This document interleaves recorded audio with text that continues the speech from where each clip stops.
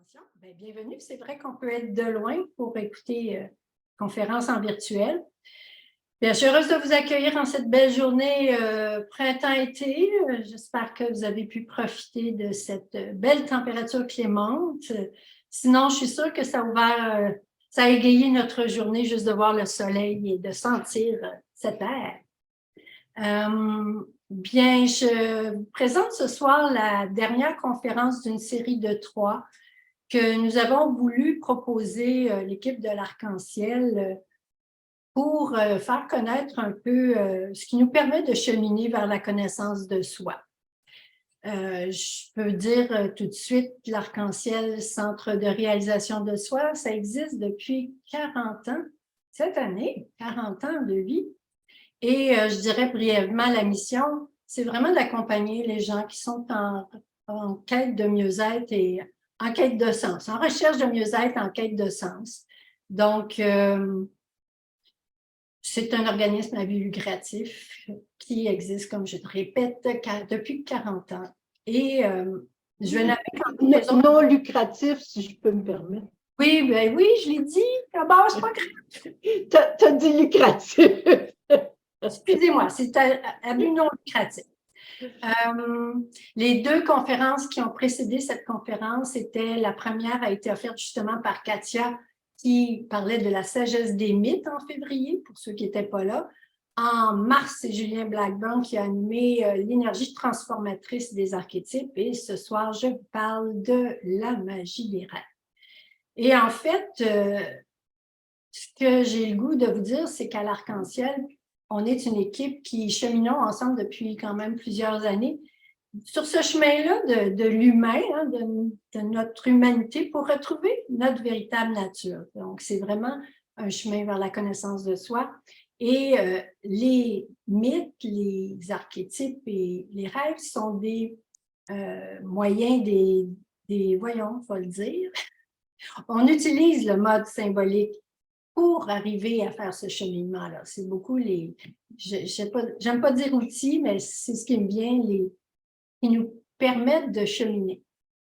Alors, nos ateliers, nos formations, les séminaires, tout ça, on utilise le monde symbolique pour cheminer. Je pense que je me répète, mais vous pouvez comprendre. À l'Arc-en-Ciel, j'anime depuis un peu plus de 25 ans. J'ai animé plusieurs ateliers, autant pour les jeunes, les femmes. J'anime particulièrement actuellement la formation de 2 ans sur l'intervention par les rêves, connaissance de soi, intervention par les rêves. J'anime un groupe aussi qui se déroule sur une année qui s'appelle En marche vers soi-même. J'anime des ateliers sur les rêves plus directement, dont je vais parler aujourd'hui, donc je le ferai plus tard. Je vais commencer en préparant cette conférence-là. Ce qui m'est venu au point de départ, c'est je me suis rappelé comment le monde des rêves est rentré dans ma vie. Parce que je me disais, avant la fin vingtaine, dont vers 28-29 ans, les rêves ne faisaient pas partie de ma vie, ne m'avaient jamais interpellée, ça ne m'avait jamais intriguée, intéressée. Et le hasard m'a permis de faire une découverte du monde des rêves par ma sœur qui s'était inscrite à un atelier sur les rêves. Mais comme elle ne pouvait pas y aller, elle m'a proposé de prendre sa place. Et là, ça m'a interpellée. Moi, je suis curieuse, donc j'avais quelques jours avant la fin de semaine pour justement porter attention à mes rêves. Puis je me souviens, j'avais écrit des rêves. J'étais arrivée à la formation avec 3 rêves. Mais ce que je veux vous dire, c'était vraiment le moment qui me reste, et ça fait longtemps, là, ça fait plus de 30 ans, le moment qui me reste, c'était le dimanche après-midi. On nous propose de prendre dans notre rêve un symbole et de s'adresser par une lettre à ce symbole, tout simplement. Et moi, j'ai choisi, je me souviens encore, je travaillais en centre de réadaptation, je travaillais avec une jeune qui s'appelait Marie-Hélène, c'est elle qui m'est montée, c'était elle mon symbole, si je vais en parler plus des symboles. Et je me souviens que quand j'ai lu la lettre que j'avais écrite à Marie-Hélène, j'ai vu qu'elle s'adressait à moi. j'ai vu que c'était, et ça a été un déclic parce que ça a été, je voyais pas ça, mais c'est là dans mon univers, dans mon monde. Et je me suis dit, c'est un peu ça la magie du rêve. C'est un peu de ça que j'ai le goût de vous parler, de ce monde de symboles-là, si présent dans nos rêves. Et dans le fond, tu sais, on dit souvent symbole, symbolique, etc., etc. Puis je me suis dit, ben, tu sais, on est dans un monde où on voit plein de choses. Tu sais, je peux montrer la plante. C'est un symbole.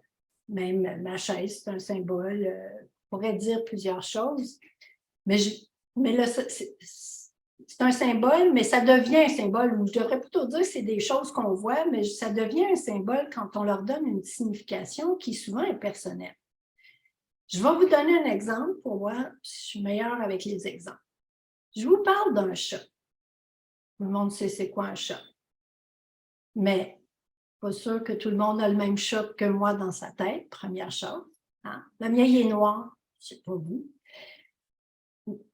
Mais le chat, le rapport que j'ai au chat, si j'aime les chats, que c'est un animal qui me réconforte, que j'aime entendre ronronner, que j'ai un chat à la maison, mon rapport au chat, si je vous parle d'un chat, va être agréable. Ça va être quelque chose de chaud doudou.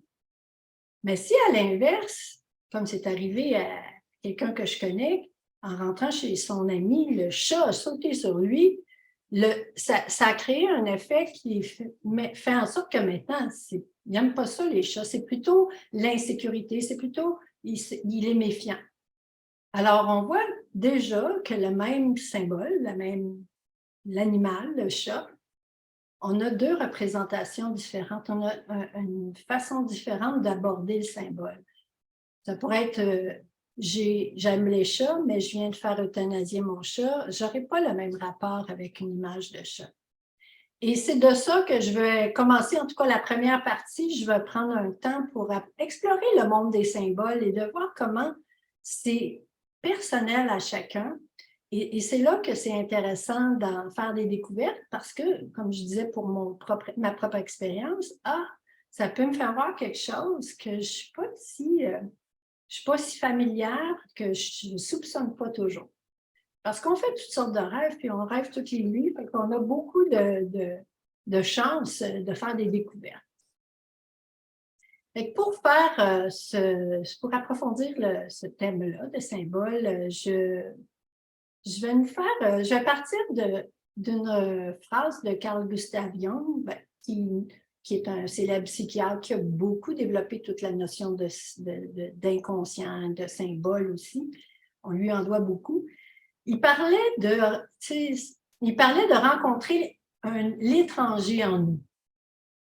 Et ça, encore, vous allez voir, je vais m'amuser avec en parler d'une façon symbolique. Alors, je vais demander, j'ai un partenaire, j'ai un complice qui va partager un diaporama. Je vais à l'occasion montrer des images, revenir à moi pour pas que vous ayez à juste regarder l'image, parce que le temps que je parle. Alors, c'est le temps de montrer la première image en partant avec l'idée de rencontrer l'étranger en soi. Alors, vous voyez une carte du monde. Une carte du monde, bien, si on la regarde, on a beaucoup d'étrangers dans ce monde-là. Hein. Si je pense à moi qui vis au Québec, ben oui, je connais le Québec, de façon générale, je connais le Québec, le Canada, je peux mettre les États-Unis, tout ça, mais je me rends compte que je ne connais pas toutes les parties, tous les pays, exactement où est-ce qu'ils sont situés. J'aurais de la misère à vous dire tout. Mais plus que ça, je pensais même juste à la représentation de l'Afrique, où on sait qu'il y a beaucoup de petits pays dans ce continent-là. Mais souvent, des pays, d'un pays à l'autre, ils ne parlent pas la même langue. Il y a des endroits où ils parlent français, puis d'autres endroits où ils parlent africain. On peut aussi savoir, même dans notre monde réel, comment dans le monde, il y a des pays qui sont en conflit, qui sont en guerre. Ça, c'est une représentation du monde. Ramène-moi à moi, on reviendra à l'image suivante après. je l'amène puis je parle de monde parce que ce que je veux explorer avec vous, c'est que, puis après, à un moment donné, quand je vais avoir fini mon fil, je vais vous demander si c'est clair, mais on a regardé qu'on ne voit pas les choses de la même façon. Et on a regardé que le monde, on ne peut pas tout connaître du monde, si je résume, mais j'ai aussi l'habitude de dire on est souvent des mondes en soi. Ici, là, devant l'écran, toutes les personnes qui sont là, on a chacun notre univers qui est à nous. Et on ne connaît pas tout ce qui est en nous. Si je regarde dans l'image du monde, il y a peut-être des zones que je connais moins, un peu comme je vous disais, le déclic que j'ai eu avec juste regarder un symbole. Donc, c'est ça, rencontrer l'étranger en soi. On va suivre, prochaine image, Maestro.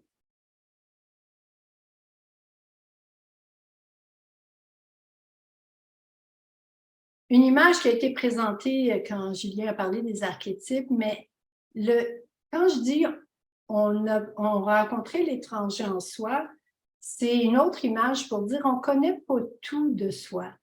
On a une partie qui est plus visible, qui est plus connue, je dirais, et l'autre partie plus de l'inconscience, de l'ordre de l'inconscient. Je vais t'inviter à mettre l'autre image qui met une précision de plus. As-tu compris? Oui, c'est ça.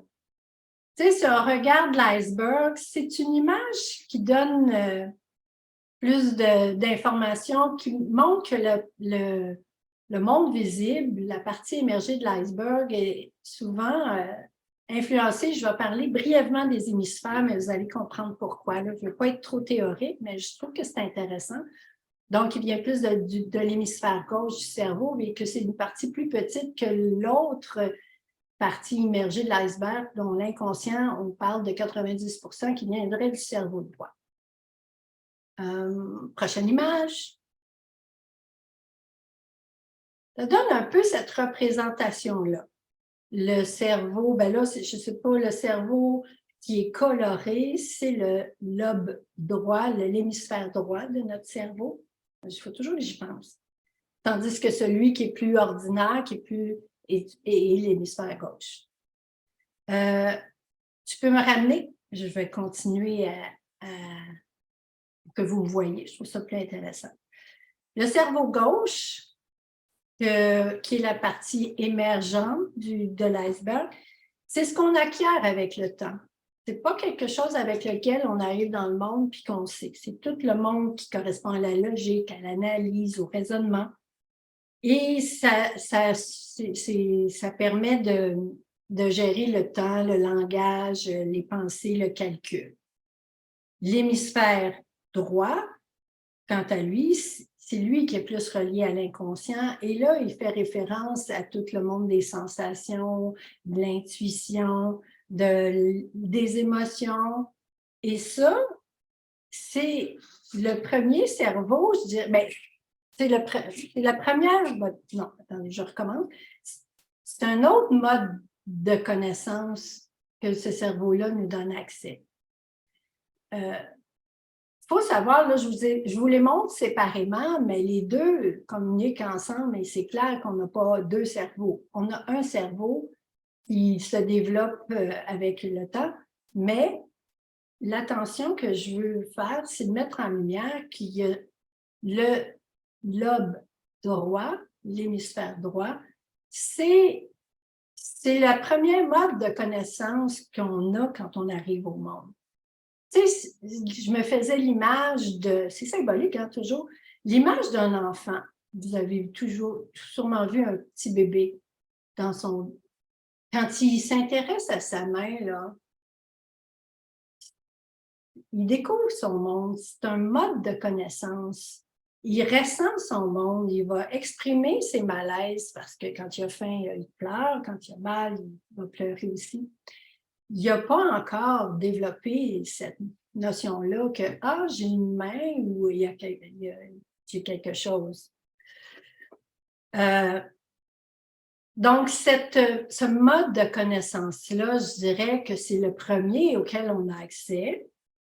C'est le premier qui nous permet d'exprimer, tu sais, chaque enfant arrive avec une essence, avec une essence, c'est pas encore la personnalité, mais avec une façon d'être qui est unique à soi.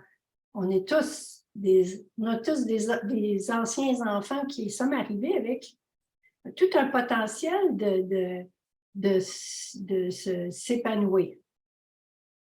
Puis c'est ça qui permet à l'enfant, au fil du temps, d'apprendre. Et l'autre hémisphère, j'espère que je ne vous mêle pas trop, mais on finit par apprendre, puis on dit à 7 ans, c'est l'âge de raison.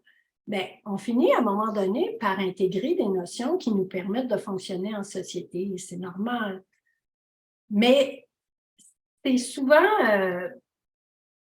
tu sais, je dirais même que notre lecture du monde, à ce moment-là, est plus intuitive. Avant d'apprendre à lire, on a des sensations qui nous permettent de découvrir le monde. Puis souvent, bien, avec le temps, le fait de vieillir, le fait d'entrer à l'école particulièrement, d'avoir à apprendre des règles et parfois le côté moi ce côté-là qui vient de l'enfant, il est pur, il est innocent, il est sensible, il est spontané, il y a des élans, mais des fois, dans un cadre où on apprend les choses, les règles, ça peut être heurté, on peut être jugé dans notre spontanéité, puis l'enfant, ou l'être que nous sommes, peut tranquillement un peu tasser perdre le lien-là avec cette capacité-là, cette faculté de connaître. Et c'est ça, et ça met en lumière que ça se perd et c'est là que ça devient, ça peut rentrer dans l'inconscient que je vous montrais tantôt. Je veux voir si j'oublie rien. Parce qu'on se retrouve finalement qu'on peut avoir opposé l'intelligence, le rationnel à l'intelligence qui est plus intuitive, émotionnelle. Et le fait d'avoir été jugé ou d'avoir voulu se conformer sans tenir compte de ce qui était là, bien, ça nous le fait perdre. Puis je peux donner mon exemple dans le fond. Quand j'amène ça, moi, j'étais une petite fille qui avait 2 grands frères. J'étais naïve, j'étais libre dans mon mouvement, j'imagine. Mais eux, se plaisaient beaucoup à me faire fâcher, à me faire sentir pas si intelligente que ça. Et j'ai appris vraiment à me taire et à m'arranger pour avoir toujours la bonne réponse plutôt que d'avoir l'impression qu'ils riaient de moi. Mais je vois que ça a tassé ce côté-là de me suivre. J'écoutais plus ce qu'il y avait à faire que de continuer d'écouter mon monde. Et c'est là que je peux avoir perdu. C'est ça qui a pu se cacher dans mon inconscient, si je peux dire ça comme ça.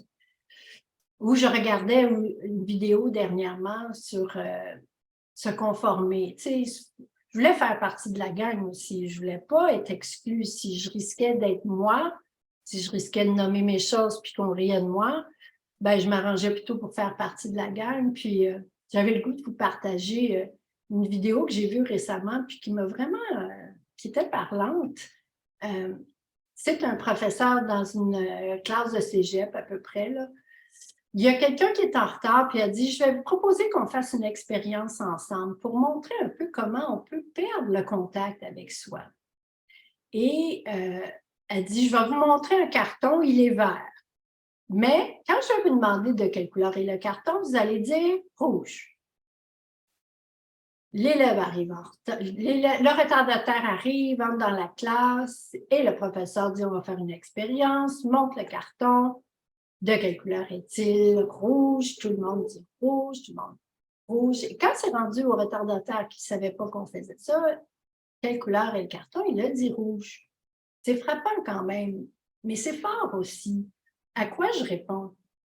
Et est-ce que je réponds à mon mouvement qui vient de mon intérieur ou est-ce que je réponds aux règles qui viennent de l'extérieur? Et c'est ce qui fait qu'à un moment donné, bien, on peut perdre le contact avec, et on ne s'en rend pas compte. Puis peut-être pour ajouter, pour parler des rêves, je me disais, je veux vous partager, c'est un neuropsychiatre, un psychologue, attends, un neuroscientifique qui a fait des études sur le cerveau. Il prenait des personnes qui entraient dans un IRM, là, faisait une résonance magnétique pour voir, et il a pu identifier que, je cherche juste mon texte pour vous le dire comme il faut, pendant la phase du sommeil, il y a des parties totalement inactives du cerveau et ces parties-là, ce sont les parties qui agissent, il dit, comme un PDG sur le cerveau. C'est lui qui gère la personne. Et ça, c'est inactif. C'est comme, j'en concluais que c'est comme si, dans le monde des rêves, il n'y a plus de censure.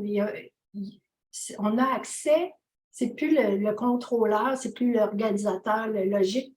On a accès à plus le monde émotif, le monde de notre inconscient qui peut se mettre en lumière. Et c'est ça la richesse, dans le fond, de réaliser ça pour moi, qu'on a ces deux outils de connaissance-là qui sont importants, les deux, ils vont ensemble. Mais regarder les rêves, apprendre à explorer le monde des rêves, c'est se donner accès à cet inconscient-là qui est là au point de départ dans nos vies. Je me demande si je voulais ajouter quelque chose. Peut-être avant de voir si vous m'avez suivi puis si c'est assez clair, parce que je vais vous inviter à poser les questions si possible, mais je voulais quand même me résumer avec une phrase de Jung qui dit « Il existe un savoir du cœur qui donne de plus profondes explications. Le savoir du cœur ne se trouve dans aucun livre et dans la bouche d'aucun professeur, mais il grandit en toi comme la graine sort de la terre noire. » Et tu sais, ça me ramène à ce que je disais, qu'on a tout un potentiel de s'épanouir et ben, je trouve que c'est ça qu'on a besoin, qu'on peut retrouver avec les rêves. Fait que je veux voir jusqu'à date si vous m'avez suivi ou s'il y a des questions pour que je continue puis que vous ne soyez pas trop perdus. Ça va? Mon Dieu. J'étais claire. Ouais, je suis contente que ce soit clair.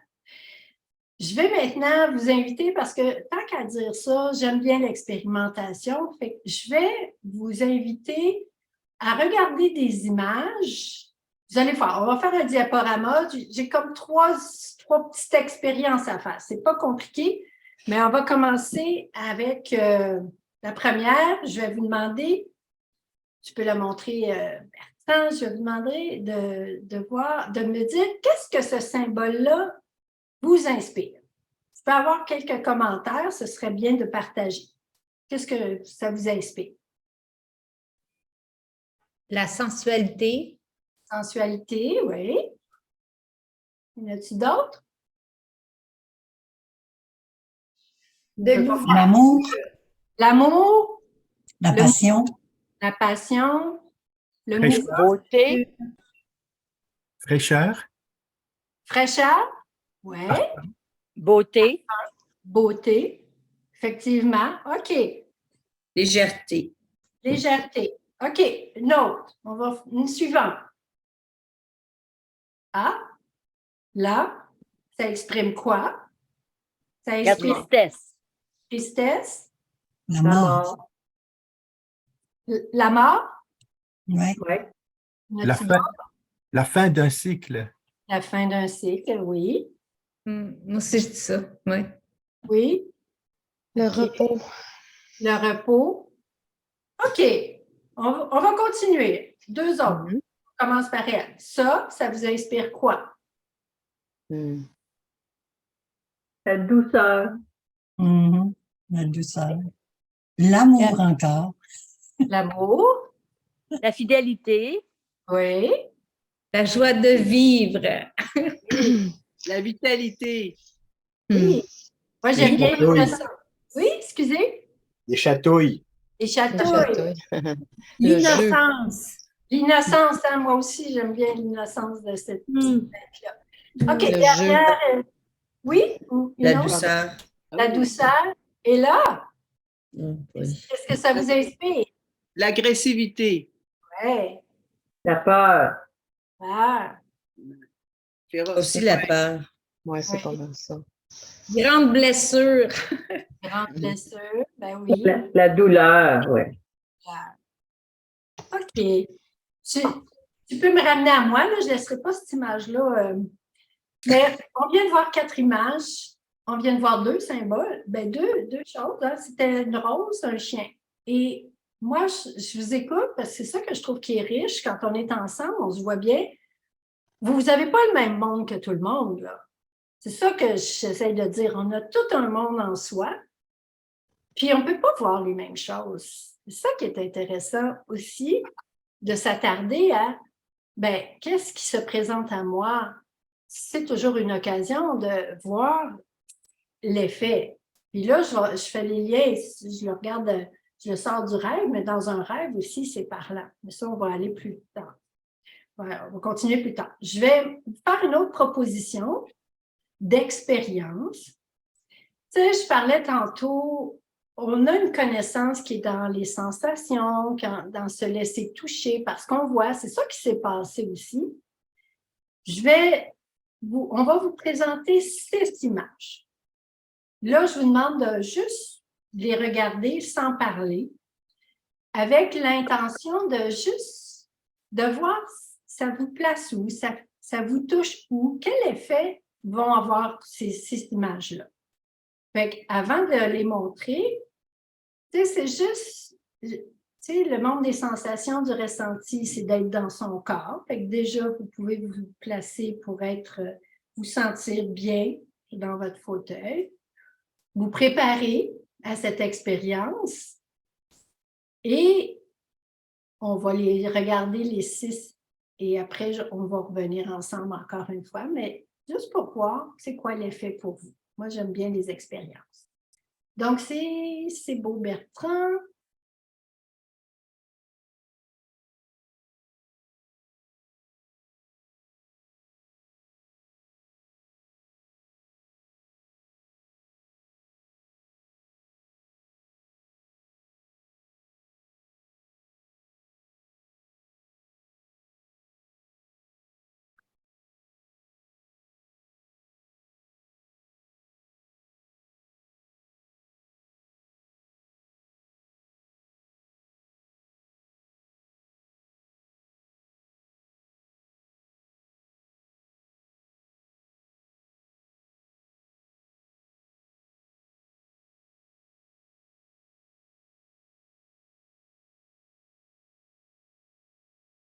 Et tu peux fermer l'écran.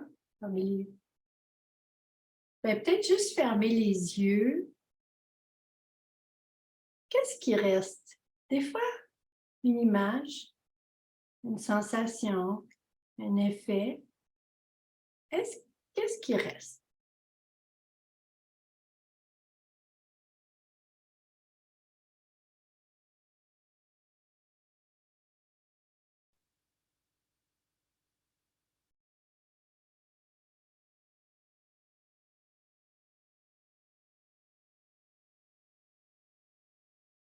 Puis, si vous êtes prêt ou prête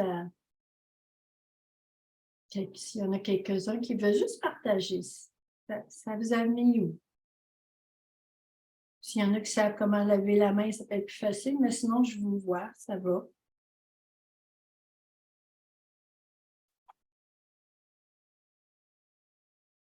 Pas oublier d'ouvrir son micro.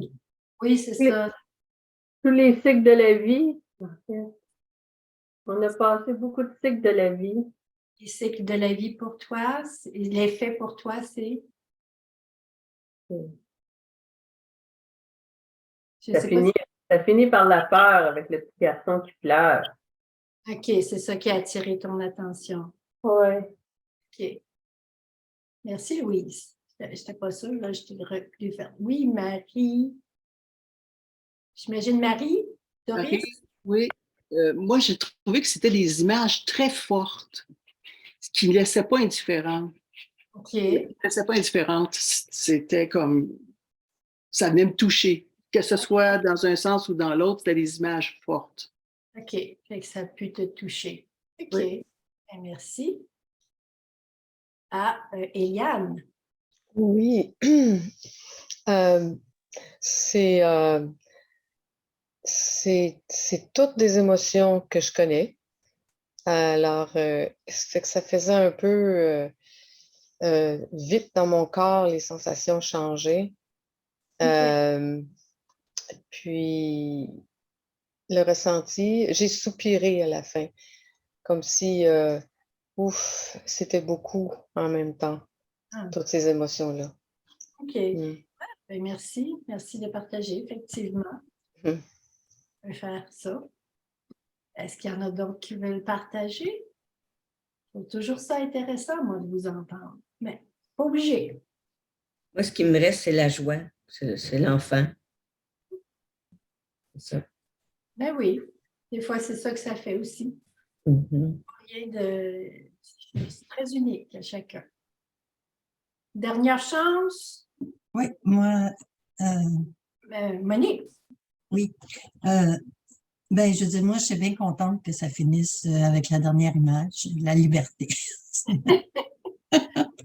parce que ben, ça peut montrer bien des choses, effectivement. Il y a il y a des images qui sont plus sombres, des images plus lumineuses.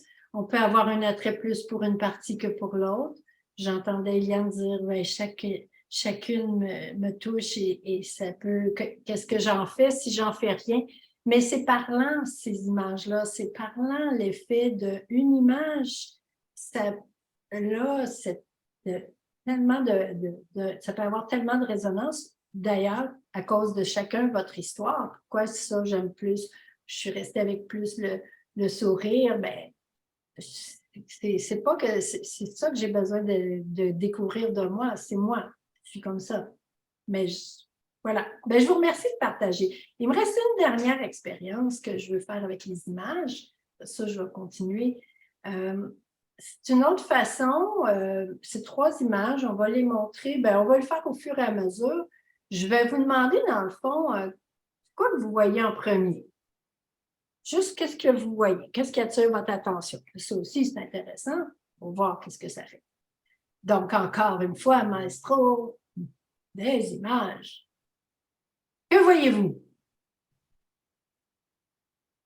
Qu'est-ce que vous voyez? Un canard. Un canard? Oui, un lapin. Un lapin. Effectivement. Mais on ne voit pas nécessairement. Tu sais, on peut voir le canard en premier, le lapin en deuxième, mais moi, souvent, cette photo-là, il y a beaucoup de monde qui ne voit même pas le lapin. On est plus porté à voir le canard. OK, on va aller à l'autre. Qu'est-ce qui attire votre attention en premier? Des portes et des voiliers. Des portes, on pourrait dire que c'est un pont, en fait. Oui, des voiliers après ça. Est-ce que tout le monde a vu le pont en premier ou le voilier en premier? Le voilier en premier. Donc, ça demande une attention pour aller voir s'il y a autre chose dans l'image. Mais il y a autre chose, effectivement. OK, une dernière image. Plus complexe. Qu'est-ce qui attire votre attention en premier? Un couple, puis... Ah, Bertrand, oui, parti. Reviens en arrière, OK. Moi j'ai vu le monsieur, la madame, le monsieur qui joue de la guitare. Oui. En premier, oui. Oui. C'est d'autres choses que vous voyez? Il y a beaucoup de choses. Oui, il y a beaucoup de choses là-dedans. Il y a une femme dans l'oreille de l'homme, c'est particulier ça. Je ne l'avais jamais vu. Ouais. Elle est comme en attente, elle est dans une posture comme déposée, même si elle est debout, je crois. Effectivement. Voyez-vous autre chose? Une chose qui n'a pas été dite, Il y en a pourtant. il y a plein de choses. Ben, il y a une bouteille. Euh, Le calice. La coupe au milieu, c'est ça? La bouteille, oui, Ouais. le vase au Ouais. milieu. le vase au milieu, oui. C'est pas le Graal, ça, non? Ah, ça pourrait. Encore là, ça fait partie de ce qu'on peut nommer des choses. OK, tu peux me ramener, là, on va avoir une pause de l'écran des images pour un temps. Ben, ça, ces 3 images-là, je voulais les amener parce que amener l'attention aussi sur. Moi, ça, c'est des images, des illusions. Vous avez pu comprendre qu'est-ce que je vois en premier ou qu'est-ce qui attire mon attention. Puis j'utilisais ces images-là quand je travaillais avec des jeunes, des groupes de jeunes pour leur faire voir que c'est pas parce qu'on ne voit pas tous la même chose que c'est pas vrai ce qu'on voit. Vous me suivez? C'est pas parce que je vois le canard que le lièvre n'existe pas dans l'image. Et souvent, ben, et ça va avec explorer le monde des rêves. C'est pas, je peux avoir une vision d'une chose et ça veut pas dire que si l'autre voit autre chose dans mon rêve, par exemple, si quelqu'un parle de mon rêve, il ne voit pas nécessairement la même chose que l'autre. Donc, le regard qu'on pose sur ce qu'on voit, sur ce qui nous touche, on peut parler de ça dans le monde extérieur, mais comme dans le monde de nos rêves, mais c'est pas la seule vérité, si je peux dire. Il n'y a pas juste le canard, il y a le lièvre. Et aucune des personnes qui voient l'un ou l'autre a plus raison ou pas. Vous me suivez toujours?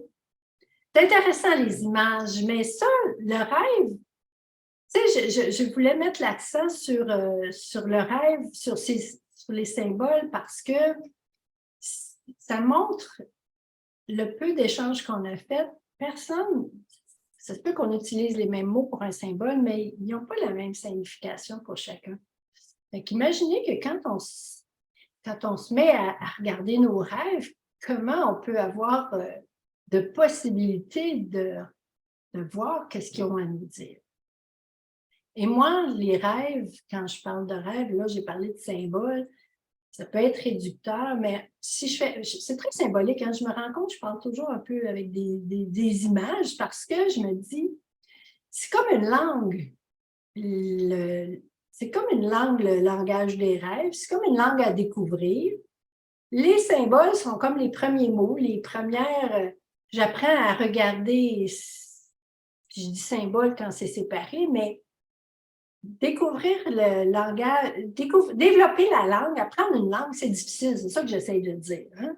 Apprendre une langue, ça demande de se pratiquer, ça demande d'intégrer les mots, d'essayer de comprendre, de les mettre ensemble, puis à un moment donné, on devient plus familier avec ces mots-là, puis on devient plus à l'aise, puis on est plus confortable à l'utiliser, si je peux dire, si je l'utilise comme une langue qu'on apprend, bien sûr. Puis j'amène ça parce que je vous ai montré le symbole, mais je voulais partager que quand on développe la langue, les rêves, on les interprète pas juste à partir des symboles, mais à partir d'un ensemble, à partir du rêve dans son ensemble. En tout cas, on peut le prendre, s'il est très, très, très, très long, on peut prendre une partie, mais je vais vous donner un exemple. Je vais vous donner un exemple qui parle de moi, d'un rêve que j'ai fait durant cette préparation-là. Qu'est-ce que vous voulez? Le jour se suit la nuit, puis la nuit suit le jour, puis c'est sûr que je préparais cette rencontre-là, puis à un moment donné, j'ai un rêve qui m'a frappée, et je vous le partage comme pour montrer comment on peut utiliser la symbolique. Il est bref. Le rêve, c'est que je me retrouve c'est comme une cour intérieure. Tout le tour, il y a comme des bâtiments avec des portes qui communiquent dans cette cour-là. Et un ours s'est échappé. Il y a quand même du monde dans cette enceinte-là, dans cette cour-là, et il y a un homme qui essaie de neutraliser l'ours, et moi, j'essaie d'aider l'homme, pas qu'il soit attaqué par l'ours non plus, et ça me fait m'approcher. Et ce qui m'a frappé et qui a attiré mon attention, c'est que l'ours a avancé sa patte vers nous et j'ai vu que c'était pas une patte d'ours, mais une patte d'être, une main humaine. Et il y a eu un effet. Dans le rêve, je pense que je me suis réveillée à ce moment-là parce que des fois, mes rêves ne sont pas toujours clairs, mais quand je me suis réveillée, j'ai regardé ce rêve-là en partant de l'ours. Je me suis dit, cet ours-là, il me fait peur. Hein? Dans le rêve, il fait peur à mon monde, à moi, parce que c'est toutes mes représentations de moi dans cette cour-là, si je peux dire ça comme ça. Et je suis partie de lui, puis je me disais, qu'est-ce qui peut me faire peur? Ben là, l'ours, pour moi, depuis longtemps, il représente beaucoup l'aspect de l'introspection, devrais-je dire. C'est comme aller à l'intérieur de soi, parce que l'ours, l'image de l'ours, c'est qu'il hiberne durant l'hiver, hein? Et c'est comme le retour à l'intérieur. Fait que je me suis dit, c'est ça qui me fait peur, mais en réalité, c'est pas un vrai ours, c'est une main. C'est pas un vrai ours, donc j'ai pas raison d'avoir peur. Ça, c'est ma façon à moi de regarder ce rêve-là.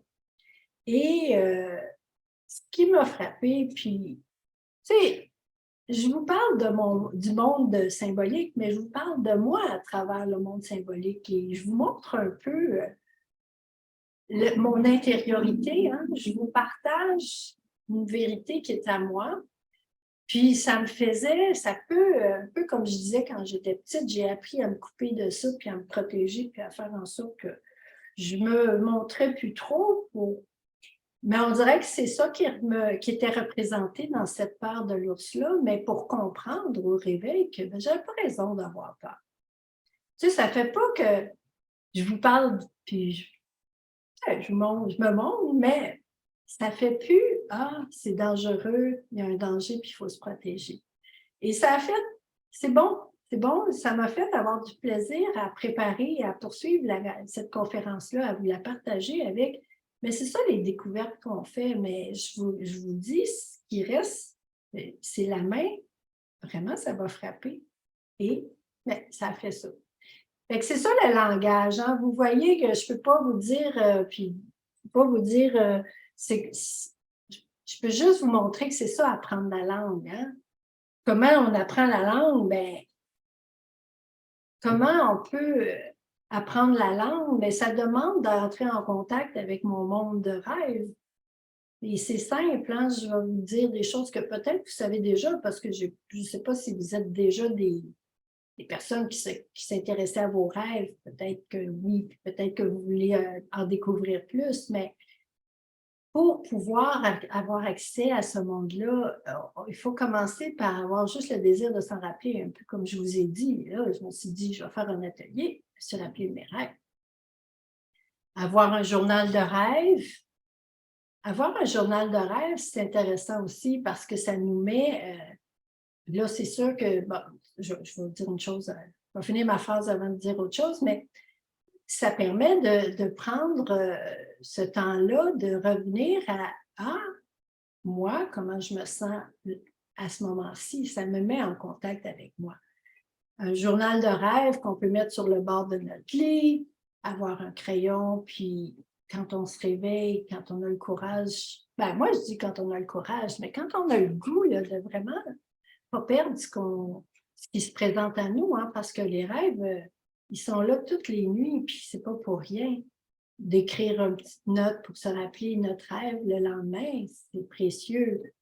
Et c'est sûr que l'idéal, quand on n'est pas obligé de se faire réveiller par le cadran, c'est de prendre le temps au réveil de s'imprégner de comment je me sens, même si on n'a pas un souvenir de rêve. On peut prendre le temps juste de comment je me sens. Parfois, changer de position dans notre lit, des fois, permet de retrouver un rêve si on aurait rêvé dans notre position. C'est des moyens que je vous donne, mais c'est vraiment une question d'attention à prendre le temps. Et le matin, quand vous avez la chance encore là de l'écrire, le rêve, au présent, je suggère toujours au présent parce que on revient dans notre monde de sensations. Quand on met « j'ai rêvé à », c'est pas la même chose que « je rêve que je suis à tel endroit ». C'est déjà une sensation différente. Donc, écrire le rêve du mieux que je peux avec les souvenirs que j'ai, puis après, faire une écriture, idéalement, de les liens comme j'ai fait. Ah, ce symbole-là, il me dit quoi? Ah, ce symbole-là, il me dit quoi? Comme toutes les représentations, tu sais, je vous parlais de notre monde, qu'on a besoin de rencontrer l'étranger en soi, bien, dans notre rêve, toutes les représentations, tu sais, un symbole, ça peut être un être vivant, mais ça peut être un animal, on se l'a dit tantôt, ça peut être un objet, un élément de la nature. Mais tout ce qui est là, tu sais, comme moi, tantôt, il y avait l'ours que j'ai plus mis l'attention dessus, mais il y avait l'homme qui voulait sauver, qui voulait protéger les autres. Il y avait même l'enceinte. Ça me montre des parties de moi selon les liens. C'est ça que je dis, le langage des rêves, je pense, je dirais, c'est tous les liens que je vais faire en les regardant, ces parties-là qui sont là. Je peux les connaître d'une façon séparée, mais comment ils interagissent ensemble. Puis il y a des images qui sont tellement fortes aussi dans nos rêves. Tu sais, ouvrir une porte.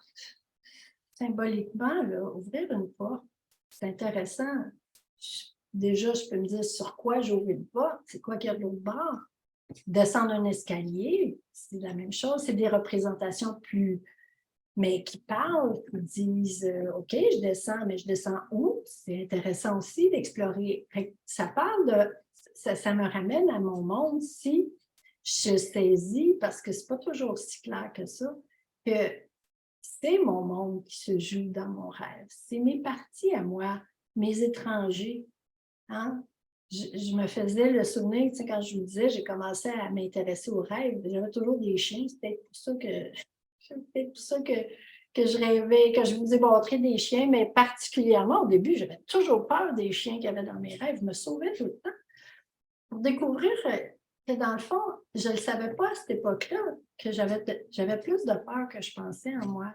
Je pensais que j'étais au-dessus de toutes les affaires. Puis tout à coup, réaliser que les peurs, j'avais besoin d'en prendre soin pour être plus en paix avec moi, parce que sinon, je me fermais à beaucoup de choses parce que j'avais des peurs. Mais c'était un étranger qui était là en moi, mais qui essayait de me dire « Hey, il faut que tu t'occupes de ça », comme ça que je le nomme.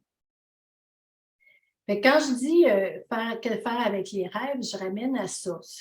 Vous le voyez que je vous parle, je fais des liens entre ci, entre ça, particulièrement dans mon rêve, je vous ai dit, ben c'est ça que je peux écrire le matin. Comment je me sens? C'est quoi les liens que je fais? Ah, j'ai rêvé à telle chose, ça me parle de quoi? On commence comme ça, on explore. Et au fur et à mesure, ben, si on est régulier ou si on le fait souvent, ben, on découvre des choses. Une autre chose qui est très intéressante, je ne fais pas toujours, je le reconnais, mais donner un titre à nos rêves. Parce que donner un titre à nos rêves, moi, des fois, le titre me parle plus que le rêve. Puis comme je vous le dis, c'est vraiment ça. C'est vraiment ça le langage symbolique, d'utiliser la symbolique des choses. Et c'est riche. Je ne peux pas dire autre chose, je peux juste vous parler de mon expérience. Et ça m'amène aussi à vous dire qu'il y a des rêves des fois qui appellent à ce qu'on s'en occupe. Je vais donner 2 exemples. Les cauchemars. Les cauchemars, c'est intense, mais c'est parce que, moi je dis toujours, c'est parce que ça crie pour dire qu'il y a quelque chose. Souvent, un cauchemar, on se réveille parce qu'on a peur, mais c'est une occasion de regarder qu'il y a quelque chose qui a besoin d'être vu pour que, idéalement, je puisse me retrouver plus en paix. C'est un exemple, je pense que vous pouvez saisir comment c'est simple ce que je dis, mais c'est souvent pas pour rien que ça crie fort. Ou les rêves récurrents. Les rêves récurrents aussi sont très parlants. Moi, je dis toujours, ben, s'il est récurrent, c'est parce qu'il il a besoin de nous dire un message. Et puis, ça me donne le goût de vous partager que je donne un atelier qui s'appelle, j'anime un atelier rêve en vidéoconférence où les gens sont invités à s'inscrire.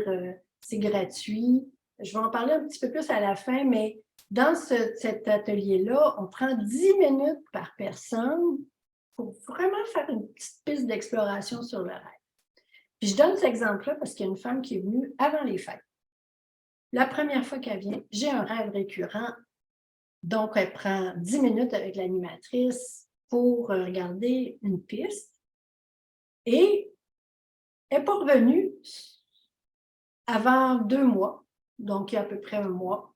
Elle est revenue pour... Et la première chose qu'elle a dite, c'est « Ça faisait vraiment longtemps que je faisais ce rêve-là.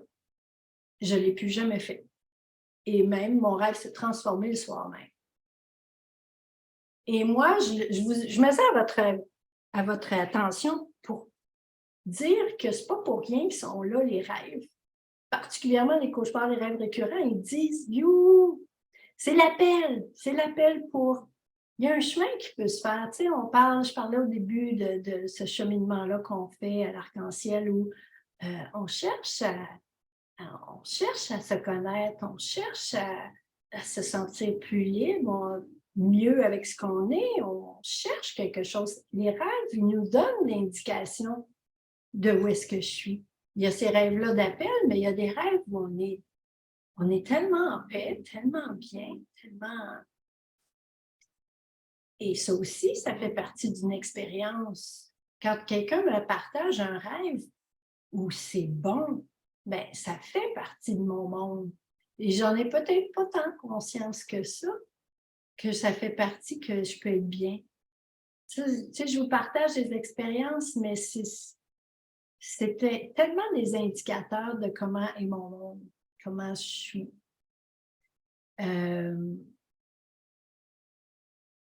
Là, je réfléchis et déjà, ça fait presque 1 heure, mais je ne veux pas vous... Tu sais,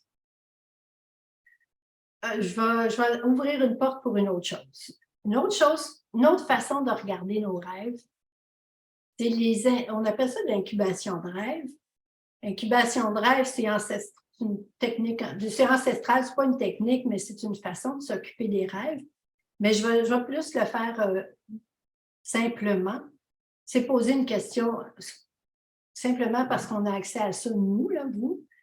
Poser une question à nos rêves, c'est très intéressant aussi. C'est ça qu'on appelle une incubation de rêve. Ça aussi, ça nous garde en processus de cheminement. Parce que si j'ai une question, ben, quand on cherche, on a le risque d'avoir des réponses. Et poser une question à ses rêves, ben, c'est ça que ça peut amener ça peut amener un rêve qui va répondre. Je vous donne un exemple, avant que j'aille vers la fin. Je vous donne un exemple, ça aussi, durant cette préparation de conférence-là. Je me retrouve à une place où je me dis, je ne savais plus trop comment continuer, qu'est-ce que je fais, je vais-tu là, je vais-tu pas là, puis je me sentais un peu figée. Alors, j'ai demandé à mes rêves, je vais voir comment je me suis demandé, où est-ce que je suis figée? Où est-ce que je suis figée? Qu'est-ce qui bloque? Et je fais un petit rêve bien simple où je dois répondre à une question, tu sais, quand on va aller dans un compte en banque ou dans des affaires sérieuses, là, en virtuel, pose une question. La question est, quelle était votre école secondaire? Et moi, c'était l'école Mont-la-Salle, mais je ne savais pas si c'était Mont-la-Salle ou Mont-de-la-Salle. Fait que j'écris une des réponses, ou un des deux, à Laval. Et j'ai pas accès, c'est pas la bonne réponse. J'ai pas accès à mon compte en banque. Et que je me réveille avec ça, où est-ce que je suis figée? Mais c'est là que je dis, à force de développer mon langage, ben, j'avais pas la bonne réponse. Je savais pas la bonne réponse. Et ça fait partie de ce que je connais de moi, que c'était un peu, je vous l'ai dit dans mon histoire, il fallait que je sache pour pas me faire rire de moi. Fait que là, si je sais pas, ben, je risque de pas avoir accès à mon potentiel, puis réaliser que c'est simplement parce que je peux avoir peur pas avoir la bonne réponse. Oui, c'est ça, pas avoir la bonne réponse. Mais quand je le vois, bon, je peux avancer avec. Alors, c'est une autre façon de regarder les rêves. Fait que, je ne sais pas s'il y aurait des choses, des commentaires, des questions à ce moment-ci, ou si ça va toujours, vous me suivez. Ça a l'air, oui. Bien, ça m'amène à parler d'aller peut-être plus loin avec comment on peut regarder nos rêves. Je donne un atelier qui s'appelle « Le rêve, un appel à la conscience ». Il se donne à Montréal en présence dans 2 semaines. C'est 2 samedis consécutifs. Et là, on peut aller encore plus loin. Dans le fond, ce que je veux vous dire, comment ça peut être riche, c'est qu'on partage en groupe nos rêves, mais aussi on apprend des techniques autres que ce que je vous dis ce soir, parce qu'on ne peut pas aller plus loin. Et on expérimente de justement découvrir ce langage-là. Pour moi, je me souviens que la première fois que j'ai fait, je me suis dit, ça me rend plus autonome, je suis capable. Parce que c'est vrai que c'est pas évident quand on est tout seul. Même moi, des fois, quand je m'arrivais, puis je me disais, tu sais, qu'est-ce que c'est ça? Bien là, ça permet de créer un espace où, je peux découvrir à travers certaines techniques des réponses, mais aussi je suis nourrie. Hein, on le fait ensemble ce soir, juste le partage des images, on entendait plein de choses. J'entends la passion, l'amour pour la rose, moi, c'est autre chose, mais ça crée quelque chose qui peut être nourrissant. Fait que je vous en parle parce que c'est une autre façon, bien sûr, de cheminer ensemble, de cheminer avec d'autres. Pour moi, ça a été... ça a multiplié par 10, je dirais, l'intérêt, pas l'intérêt, mais la connaissance que j'ai pu faire de moi, les découvertes que j'ai pu faire. Fait que ça m'amène à dire, c'est sûr que les rêves, c'est une chose, le matin, regarder nos rêves, mais ça peut amener à entrer en quête, je dis à entrer en quête parce que les rêves, ils sont uniques, hein? Ils sont uniques à nous. Et ils ont le pouvoir de nous ramener à notre essence. Et ils nous ramènent... Ça me ramène à la découverte du monde que je vous parlais. Tu sais, je peux élargir le monde. Hein? Il y en a qui rêvent de visiter le monde au complet là, dans la réalité, mais c'est la même chose à l'intérieur de soi. Et ça nous invite à entrer en quête, à partir en quête. Parce que, je le disais, je pense, dans l'annonce que j'ai faite sur Vox Populi, ça nous permet de découvrir notre mythe personnel. Tu sais, quand Katia a parlé des mythes, la première fois, la première conférence, moi, ce qui me frappait, c'est qu'elle parlait de Perceval, hein, la quête du Graal. Bien, pour que Perceval, il a fallu qu'il y ait quelque chose qui l'incite à dire « j'ai besoin de découvrir autre chose ». Mais il a eu besoin de quitter le connu, quitter la mer pour aller vers cette quête-là. Et c'est à ça que ça nous invite aussi, les rêves. Ils nous montrent, ils nous invitent à ça, mais c'est aussi pour nous, pour moi, le chemin de la connaissance de soi. C'est ce qui s'est éveillé pour moi, le premier exemple que je vous ai donné, de dire « Ah, ça s'adresse à moi ». C'est comme si ça a créé le premier pas vers cette découverte-là qui est notre quête d'humain. Tu sais, si je reprends le terme de Jung qui disait la graine qui a à sortir de la terre noire, ben c'est aussi notre chemin de nous épanouir et d'exprimer qui nous sommes. C'est le but c'est le but, mais c'est la possibilité qu'on a de se découvrir. Puis, plus que ça, aussi, dans les mythes, c'est beaucoup la connexion entre l'humain et le divin. C'est notre quête qu'on peut accomplir. Je me demande si je montre les dernières images. Pas de questions toujours? Commentaires? Ça va? On peut peut-être... Ah, excuse-moi, Robert. À toi la parole. Oui, ben en fait, c'est ça, c'est super intéressant, comme toujours. Je prenais plein de notes. Il y a comme une double dualité, parce qu'on dit la vérité sans soi est en soi, mais il faut partager pour le connaître, dans le sens où je peux écouter plein de monde, puis écouter plein des reflets, puis tout, mais ultimement, c'est en toi. Fait que c'est un peu loufoque, mais je veux dire, ultimement, tu n'as pas besoin de personne parce que la vérité est en toi. C'est un peu ça. On pourrait dire ça, mais est-ce que tu es capable de te voir le dos, toi? Tu sais, on ne voit pas tout de soi. Et je dirais plus que ça, là, tout ce qu'on a devant nous, c'est des miroirs de ce qu'on peut être. On se découvre à travers l'autre. Mais c'est sûr que la réponse qui va être vraie, ça a été mon expérience. Tu sais, moi, là, j'aurais pas pu parler des rêves comme j'ai parlé ce soir il y a 30 ans. Il a fallu que je découvre mon rapport à ce monde-là.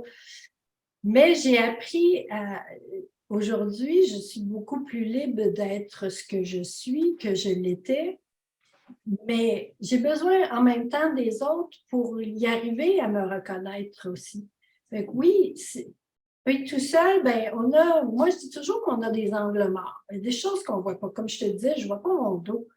Fait que c'est vrai que ça peut être une contradiction, mais en même temps, c'est aussi la richesse, tu sais, comme on a partagé juste pour quelques images, ben, j'entends l'autre, ça peut résonner, mais c'est toujours moi qui va dire ça, c'est moi. Tu sais, c'est pas quelqu'un d'autre qui va me dire toi, c'est ça. C'est là que ça fait une différence. Tu es en train de te perdre, tu es dans le noir, mais je pense que tu es encore là. Je ne sais pas si ça répond. Ah, c'est bon. Est-ce que ça répond? Parce qu'encore là... Oui, en fait, moi, je suis emballé tout le temps. Personnellement, ben, on se voit dans les vidéoconférences et tout. C'est quand s'arrêter, en fait. C'est un peu, parce qu'à un moment donné, tu te dis, est-ce que tu peux te perdre là-dedans? Tu peux, il y a un fil, ça veut dire ça. Puis moi, c'est là que je m'amenais, ça va, ça spin, puis là, tu fais de la synchronicité, tu vois quelqu'un de m'amener, tu rêves un cowboy, puis tu vois un cowboy le lendemain, puis tu dis, il y a quelque chose. Ça finit plus, tu sais, puis je trouve ça épuisant, puis c'est comme j'ai encore de la misère je suis passionné, mais où c'est que je dis, OK, ça, je me satisfais, ça me répond, ou tout. Je suis tout le temps comme en mode vigilance, parce qu'il y a un côté, on parlait de la continuité jour-nuit, il y a comme une vigilance tout le temps. La nuit, OK, j'ai noté.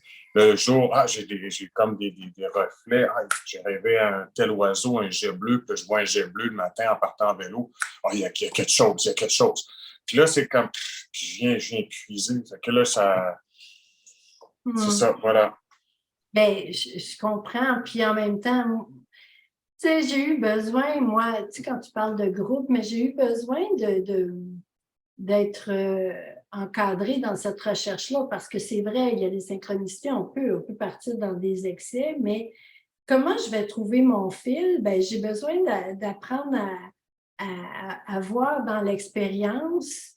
Puis l'expérience, ça se fait avec les autres aussi. Comment trouver ma propre façon de faire les liens? Parce que moi, je te comprends que ça peut se devenir épuisant. Fait que, qu'est-ce qui t'amène à être ça? Ça fait peut-être partie de ton monde d'être un passionné puis que ça peut vouloir tout voir. Mais en même temps, si je n'ai pas une autre réponse que de te dire, bien, c'est déjà l'attrait pour un atelier. D'ailleurs, je pense que tu l'as, bien, ça va peut-être te permettre de te donner des balises pour voir où tu mets ton attention. Parce que s'éparpiller, ce n'est pas plus rentable non plus. Là. Je ne saurais plus où aller, moi non plus. Je ne sais pas si ça répond. Oui, c'est bon. Est-ce qu'il y en a d'autres commentaires? Besoin de dire quelque chose? parce que ben, j'irai vers la fin. Il est déjà 8h05. Dernières images que je voulais vous montrer. Tu y vas, Bertrand? Ça s'en vient? Les images, je vais allumer le mot, vous allez comprendre, ça conclut bien. Tantôt, elle nous est apparue avant le temps. Mais je trouve que notre chemin, ça me faisait penser un petit peu à cette image-là, s'il y en a qui connaissent le tarot zen, c'est la carte de l'innocence d'ailleurs.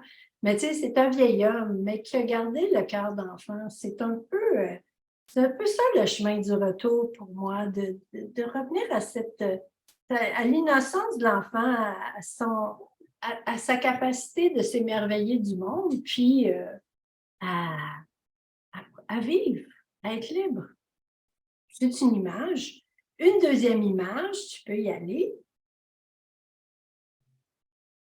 Je la trouvais vraiment intéressante parce que c'est une image qui nous montre qu'on a besoin de peut-être se libérer de surplus qui n'ont pas lieu et qui ne mettent pas toute notre beauté en valeur. Hein? Donc, c'est une autre image, une dernière image. La chenille qui devient papillon, mais en fait, la chenille, on peut se comparer à une chenille qui ne voyons pas tout le potentiel du papillon qui est en nous.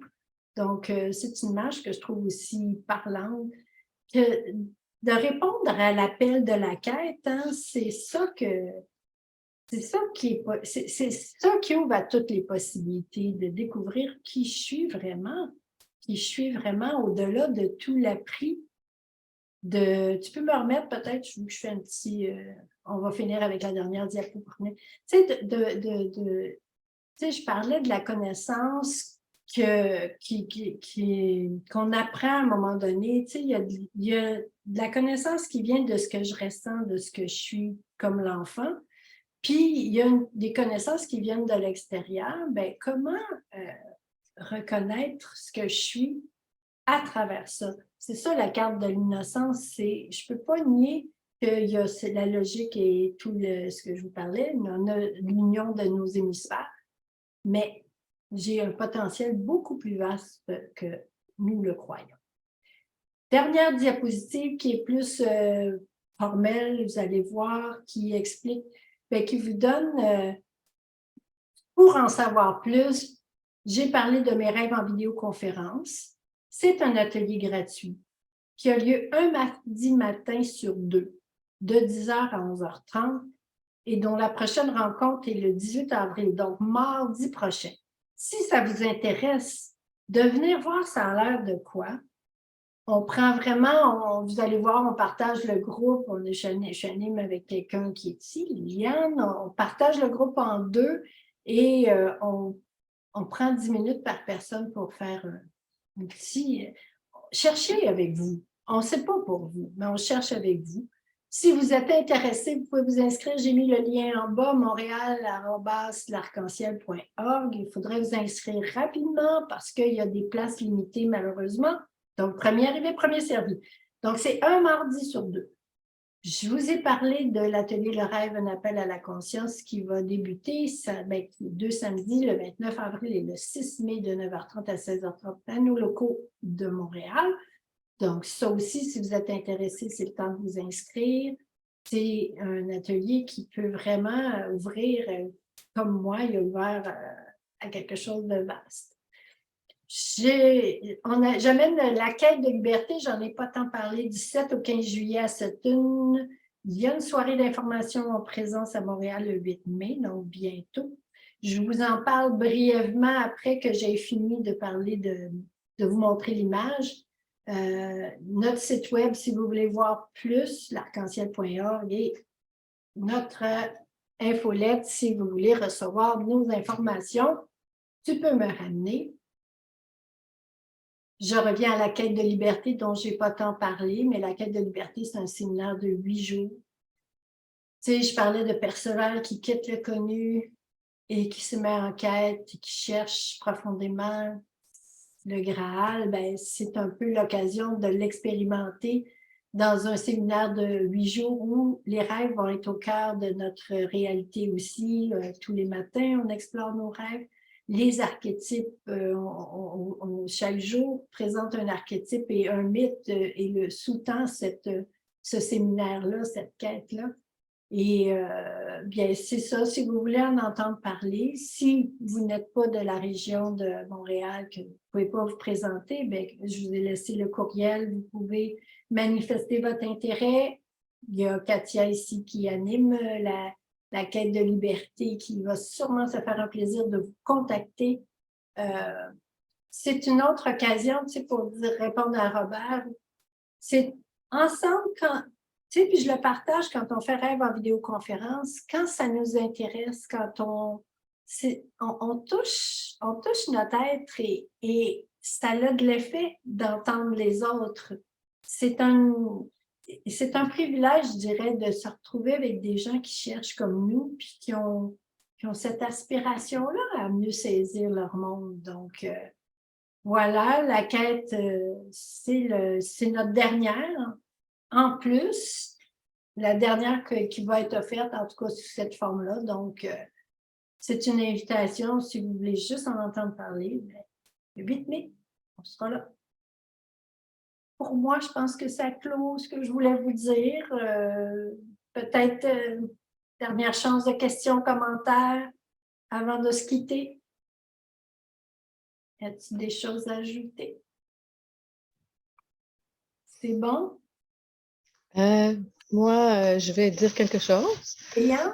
Oui. Merci, Marie-Thérèse, pour de cette générosité que vous avez, l'arc-en-ciel, hein, de présenter des ateliers et tout ça. Moi, je suis venue ce soir parce que c'est pas que je rêve pas, mais j'ai de la misère à les saisir. Alors, je suis venue, j'ai dit, j'ai envie de replonger là-dedans. Je connais l'approche, mais il y a peut-être des moments dans la vie où il y a beaucoup, beaucoup de changements. Alors, effectivement, et c'est mon cas actuellement. Alors, wow! Tu sais, ça va de tout bord, de tout côté, c'est pas simple. Et puis, j'avais envie je suis venue te voir parce que j'avais envie d'essayer de me recentrer puis de retrouver cette envie-là d'écrire. Et puis, ben, je ne savais pas, mais tu vois, tu parles de chaque 2 mardis. Ça, je trouve ça intéressant. Je pense que je vais m'inscrire parce que c'est vraiment intéressant. Parce qu'on prend un petit peu plus de temps. Puis, je sais que c'est toujours, pour ceux qui ne savent pas, c'est toujours intéressant d'avoir le point de vue d'une autre personne selon ce qu'elle est. On sait, selon ce qu'elle est, elle nous dit, et c'est bien intéressant. Ça peut mettre l'accent sur quelque chose que je n'avais pas vu. C'est intéressant. Je te remercie beaucoup. Merci à Bertrand aussi. Puis aux autres que j'ai ça longtemps que je n'ai pas vu. Puis, ben, c'est ça. Merci beaucoup. Merci à toi, mais tu sais, j'ai eu besoin, puis encore aujourd'hui, on chemine ensemble. C'est vrai que c'est aidant parce qu'il y a des moments où c'est pas si simple que ça, je sais, de regarder nos rêves. Mais rêves en vidéoconférence, vraiment, là, pour ceux, il y en a qui viennent ici, là, dans ce groupe-ci, c'est vraiment toujours riche et touchant souvent, mais c'est très intime le rêve. C'est intime, ça parle de nous. Mais quand on est dans un espace où ça peut s'ouvrir, ben ça nous unit. C'est un beau cadeau. Fait que ça me fera plaisir que tu sois là. Je vous invite vraiment, si vous êtes intéressé, à vous inscrire. Comme je vous dis, il y a des places limitées. Vous allez recevoir, si vous le faites, le lien la veille, le lundi, lien Zoom. Et là, ben, vous saurez que vous êtes là. Non. Meilleure chance une prochaine fois.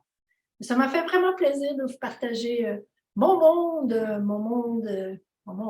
Hein? Vous avez vu mon monde, puis ensemble, on a créé une belle histoire. Belle fin de soirée à vous. Merci d'avoir été là. Merci beaucoup. Ben, merci.